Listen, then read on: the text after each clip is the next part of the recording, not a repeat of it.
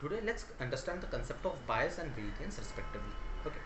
For explaining bias and variance, I'll use a machine learning model. Suppose you have a machine learning model and you have a data. Data is of dogs, white and black dogs are there.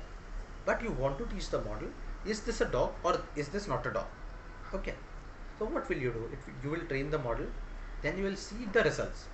So while evaluating the results, what you will see is, if you give a training data itself and you show the model that is, if you trained it on black dogs and you show it a black dog, then is the model telling that this is a black dog?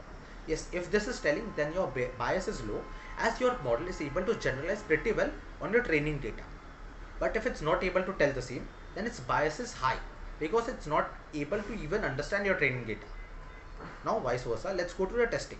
Suppose you showed it a red dog and it's able to tell that even a red dog is a dog, then your variance is low because your model is able to go beyond white and black dogs and understand red or other colored dogs as dogs. Okay, but it's not able to do the same. Then what happens is its variance is high because it is not able to generalize pretty well on anything other than the training data. So this is the concept of bias and variance.